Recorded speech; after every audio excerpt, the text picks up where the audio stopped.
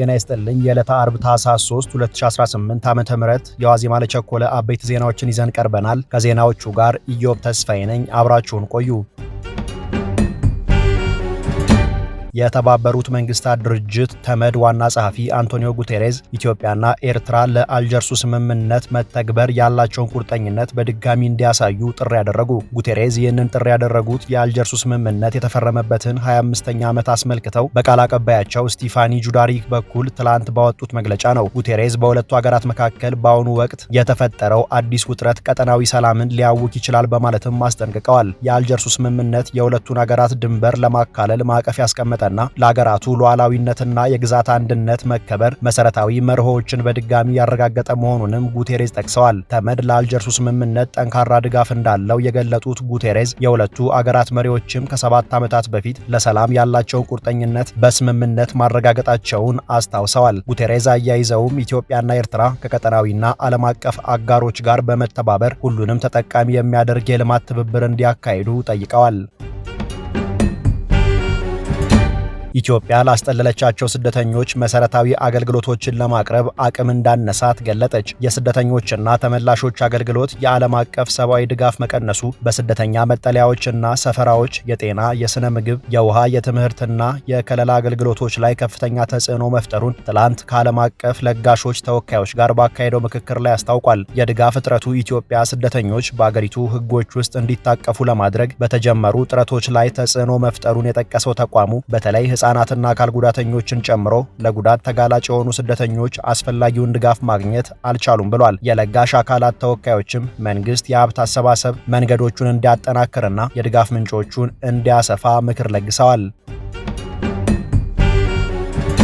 አብድራህማን ማህዲ የሚመሩት የኦጋዴን ብሔራዊ ነጻ አውጪ ግንባር ኦብነግ አንጃ አዲሱ የአሜሪካ ብሔራዊ የደህንነት ስትራቴጂ በቀጠናው ውስጥ መንግስታዊ ያልሆኑ ቡድኖችን ያገለለ በመሆኑ ግጭቶች ፈጽሞ አይፈቱም በማለት ተቸ። ቡድኑ አሜሪካና አጋሮቿ በቀጠናው ሰላም ለማስፈን ከፈለጉ የሰላም ስምምነቶች በተመረጠ ሁኔታ ተፈጻሚ ሊሆኑ እንደማይችሉ፣ የሶማሌ ህዝብን የራስን ዕድል በራስ የመወሰን መብት የኢትዮጵያ መንግስት እንደጨፈለቀውና ኢትዮጵያ ለኤርትራ፣ ለሱዳን፣ ለሶማሊያና ለግብጽ የምታሳየው የጠቅላይነት አካሄድ ለቀጠናዊ ሰላም ጠንቅ መሆኑን ማወቅ አለባቸው ብሏል። ቡድኑ አያይዞም የኢትዮጵያ መንግስት በአፍሪካ ቀንድ ያለመረጋጋት ምንጭ ሆኗል ብሏል። ኦብነግ ዓለም አቀፉ ህብረተሰብ ፌዴራል መንግስቱ የሚያካሄደውን አፈናና ጦርነት ችላ ብሏል በማለት የወቀሰ ሲሆን መንግስት በሶማሌ፣ ኦሮሚያ፣ አማራና ሌሎች ክልሎች የሚፈጽማቸው ድርጊቶች ሆነ ብሎ ተቃውሞንና ብዝሃነትን ለማጥፋት የብሔሮችን መብቶች ለመጨፍለቅ ያለመ ነው በማለት ከሷል።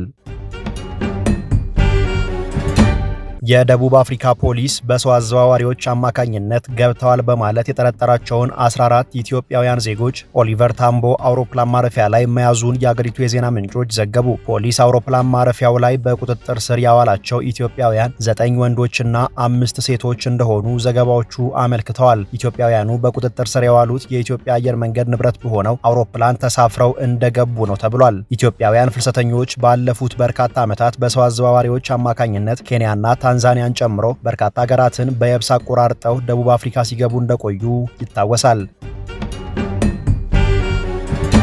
የአሜሪካ የሕግ መምሪያ ምክር ቤት ኮሚቴ የአሜሪካው የአፍሪካ የቀረጥ ነጻ ንግድ ስምምነት አጎዋ ለ3 ተጨማሪ ዓመታት እንዲራዘም የቀረበለትን ረቂቅ የውሳኔ ሀሳብ አጸደቀ። ውሳኔው ለምክር ቤቱ ቀርቦ መጽደቅና በፕሬዝደንቱ መፈረም ይኖርበታል። የፕሬዝደንት ትራምፕ አስተዳደር ደቡብ አፍሪካን ከአጎዋ ተጠቃሚነት በማገድ ስምምነቱን ለ1 ተጨማሪ ዓመት ሊያራዝም እንደሚችል ሰሞኑን ፍንጭ ሰጥቶ ነበር። ኮሚቴው ግን ደቡብ አፍሪካን ከአጎዋ ስለማገድ ያለው ነገር የለም። ፕሬዝደንት ትራምፕ ደቡብ አፍሪካ የብሪክስ አባል መሆኗንና ነጭ ደቡብ አፍሪካውያን የመብት ጥሰት እንደሚደርስባቸው በመግለጽ እንዲሁም በሌሎች ጉዳዮች በአገሪቱ መንግስት ላይ የሰላ ትችት ይሰነዝራሉ። የቀድሞ የጆ ባይደን አስተዳደር በሰሜኑ ጦርነት ወቅት ከተፈጸሙ የሰብአዊ መብት ጥሰቶች ጋር በተያያዘ ኢትዮጵያን ከአጎዋ ያገደበት ውሳኔ እስካሁን አልተነሳም።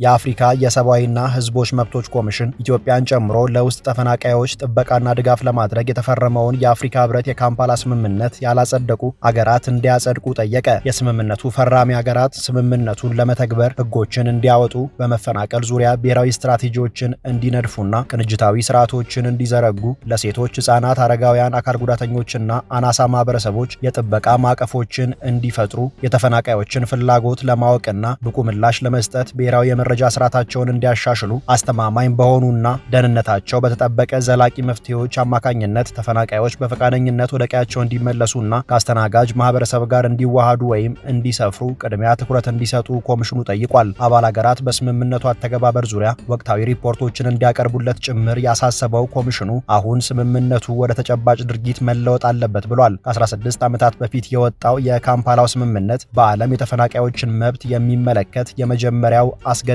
ሰነድ ነው።